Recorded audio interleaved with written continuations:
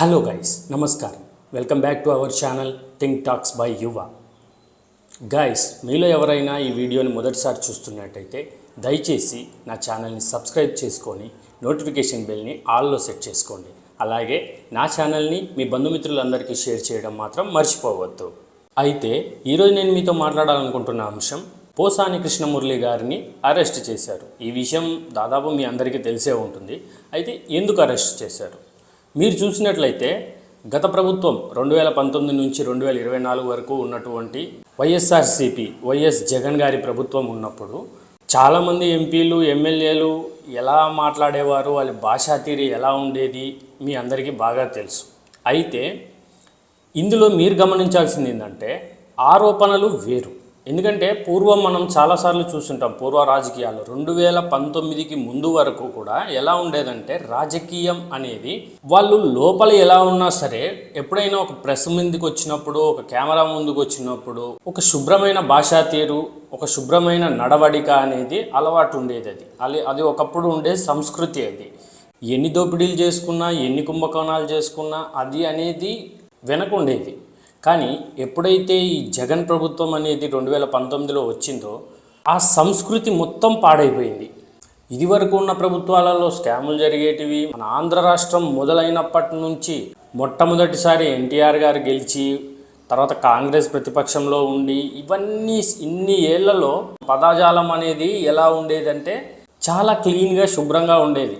కానీ ఎప్పుడైతే 2019లో జగన్ గారి ప్రభుత్వం వచ్చిందో ఇది మొత్తం సర్వనాశనం అయిపోయింది.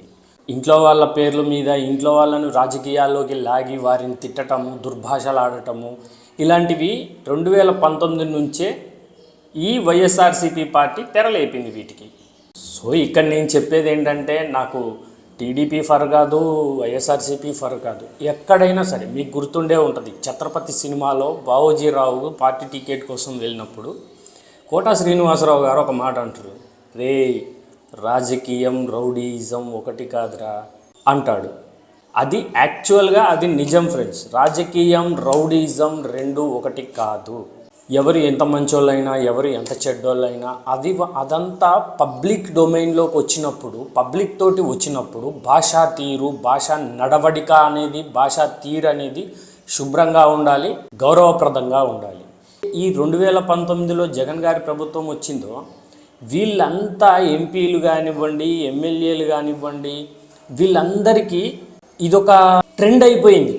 వీళ్ళు ఆ టీవీ షోలు అవి ఇవి చూసి వీళ్ళు ఏమనుకుంటారో, సినిమా డైలాగులు, బూతు మాటలు ఇలాంటివి మాట్లాడినప్పుడు అబ్బా జనాలు మాకు ఎక్కువ లైకులు కొడుతున్నారు, జనాలు మమ్మల్ని ఎక్కువగా ఇష్టపడుతున్నారు, మేము తిట్టే తిట్లను బాగా ఎంజాయ్ చేస్తున్నారు, మేము మాట్లాడే దుర్భాషలను మేము వ్యక్తిగతంగా విమర్శించటాన్ని ప్రజలు బాగా ఎంజాయ్ చేస్తున్నారు, 2024లో కూడా గెలుపు మాదే అనుకొని వీళ్ళను ఎంకరేజ్ చేసి వీళ్ళకు మరీ ఎంపీ సీట్లు ఇవ్వటము, సెలెక్టివ్గా కరెక్ట్గా ప్రశ్నించటము, ఆన్ టైంకి కరెక్ట్గా రెస్పాండ్ అయ్యి ప్రజా సమస్యల మీద పోరాడటము లాంటివి చేసిన వాళ్ళకి ఎంపీ సీట్లు, పై పదవులు ఇలాంటివి ఇవ్వడం మనం ఇప్పటిదాకా చూసాం. కానీ కేవలము కుటుంబ సభ్యులను తీసుకొచ్చి విమర్శించటము, కుటుంబ సభ్యులను రాజకీయాలలోకి వాళ్ళని దుర్భాషలాడటము, ఇలాంటివి చేసినందుకు ఒక్కొక్కరికి ఎంపీ సీట్లు, ఎమ్మెల్యే సీట్లు, వరాలు ఇవన్నీ కేవలము వైఎస్ఆర్సీపీ హయాంలోనే చూడటం జరిగింది. అందుకే జనాలకు కూడా చాలా చిరాకు వచ్చేసింది ఈ ప్రభుత్వం చూసి. అంతెందుకు, ప్రతి గవర్నమెంట్లో స్కాములు జరుగుతూనే ఉంటాయి, ప్రతి గవర్నమెంట్లో కుంభకోణాలు జరుగుతూనే ఉంటాయి, అవి అన్నీ ఉండనే ఉంటాయి. కానీ 2019 నుంచి కొత్తగా పబ్లిక్గా కెమెరా ముందుకు వచ్చి దుర్భాషలాడటం, తిట్టటం, సవాళ్ళు విసరటం ఇలాంటివి ఈ 2019 నుంచే స్టార్ట్ అయ్యాయి. అయితే పోసాని కృష్ణమురళి గారిలోకి వెళ్దాం. ఈ పోసాని కృష్ణమురళి మామూలుగానే అతను ఒక డిఫరెంట్ క్యారెక్టర్ వ్యక్తి, అతను ఒక డిఫరెంట్ మైండ్ సెట్ ఉన్న వ్యక్తి. అయితే 2019లో ఈ వైఎస్ఆర్సీపీ పార్టీ నుంచి గెలుపొందినటువంటి ఈ పోసాని కృష్ణమురళి గారు అతని భాషా తీరు అనేది, పవన్ కళ్యాణ్ గారి మీద అతను చేసినటువంటి భాషా తీరు అనేది, అతను చేసిన వ్యాఖ్యలు అనేటివి చాలా అంటే చాలా ఘోరంగా ఉంది. పవన్ కళ్యాణ్ గారు మంచి చేస్తారో చెడు చేస్తారో, లేకపోతే పవన్ కళ్యాణ్ గారికి ఏమైనా తెలుసో లేదో, రాజకీయం గురించి తెలుసో లేదో, ఇవన్నీ కొద్దిసేపు పక్కన పెడితే ఒక పార్టీ పెట్టుకొని అతను 2 సార్లు ఓడిపోయినా కూడా జనాలకు ఏదో మంచి చేద్దామనుకొని అతను ఒక రాజకీయాల్లోకి వచ్చినప్పుడు అతను 4 పెళ్ళిళ్ళతోటి, అతను 3 పెళ్ళిళ్ళతోటి అసలు ఏం పని? ఆయన వ్యక్తిగత జీవితం మనకెందుకు? ఇది మనం బాగా గుర్తుపెట్టుకోవాలి. 3 పెళ్ళిళ్ళు చేసుకుంటాడు, 30 పెళ్ళిళ్ళు చేసుకుంటాడు, అది మనకెందుకు? ఒకరికొకరు అండర్స్టాండింగ్ లేనప్పుడు భార్యాభర్తలు, మీరైనా పవన్ కళ్యాణ్ గారే కాదు, మీరైనా నేనైనా భార్యాభర్తల మధ్య సఖ్యత లేకుండా ఇప్పటికి ఇద్దరం విడిపోవాలని డిసైడ్ అయినప్పుడు అది గౌరవప్రదంగా ఒకరినొకరు గౌరవించుకొని ఓకే ఓకే విడిపోదాం అని చెప్పేసి విడిపోవటం వేరు. ఈయన ఎవరిని అన్యాయం చేయలేదు కదా ఇప్పటి వరకు. 3 పెళ్ళిళ్ళు చేసుకున్నాడు కానీ ఎవరిని అన్యాయం చేయలేదు కదా. ఈ పోసాని కృష్ణమురళి గారికి సీట్ అందుకే ఇచ్చినట్టు, పవన్ కళ్యాణ్ గారిని తిట్టడానికి కోసమే ఈయనకు అధికారం ఇచ్చినట్టు ప్రెస్ మీట్లు పెట్టుకొని, ప్రెస్ మీట్లో ఎవరైనా ఏం మాట్లాడాలంటే రాజకీయ నాయకుడు అనేవారు ప్రెస్ మీట్లో ముందు కూర్చుంటే జనాలకి ఏది ఉపయోగపడుతుంది, జనాలకి ఏ పథకాలు ఇవ్వాలి, ఇంకా జనాల సమస్యలు ఏంటి అనేది తెలుసుకొని జనాలకి ఎటువంటి పథకాలు ప్రవేశపెట్టి ఎట్లా ఈ రాష్ట్రాన్ని అభివృద్ధి చేయాలనే దాని గురించి చర్చించుకుంటారు.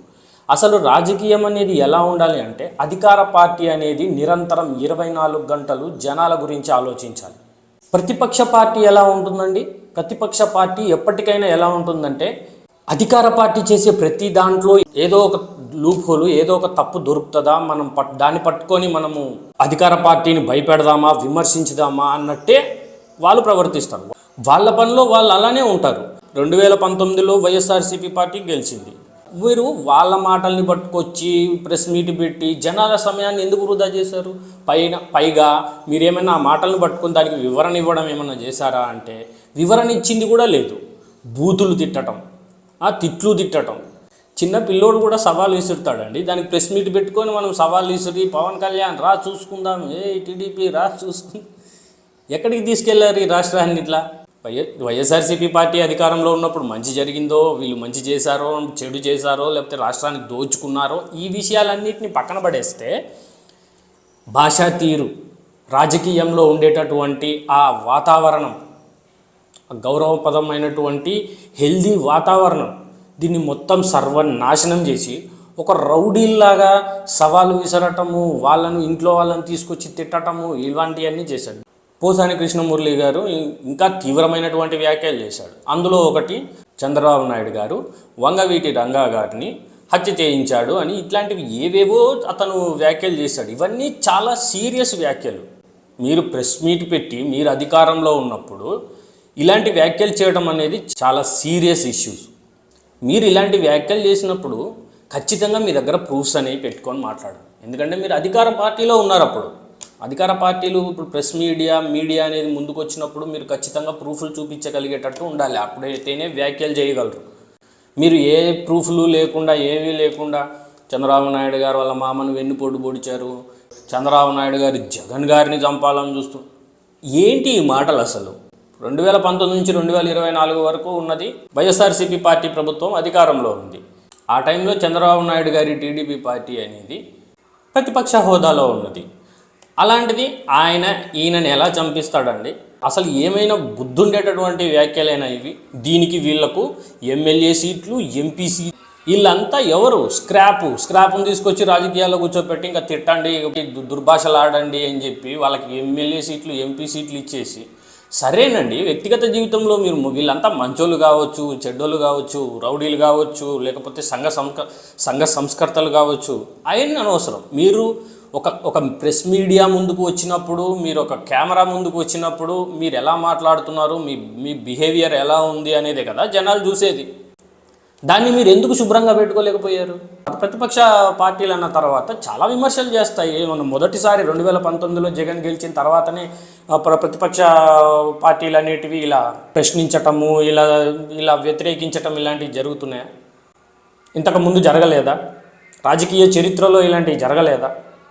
దాన్ని ఈ అధికారంలో 151 సీట్లు తెచ్చుకొని అధికార దుర్వినియోగం తప్ప ఇది ఏమీ లేదు. మనం గెలిచాము, 151 వచ్చాయి. మనం ప్రజలకేం చేయాలి, రాష్ట్రాన్ని ఎలా అభివృద్ధి చేయాలి, పెట్టుబడులు ఎలా చూయించుకోవాలి, దీన్ని చూసుకోవాలి. కానీ ఇది కేవలము ప్రజా సమయాన్ని వృధా చేయటమే.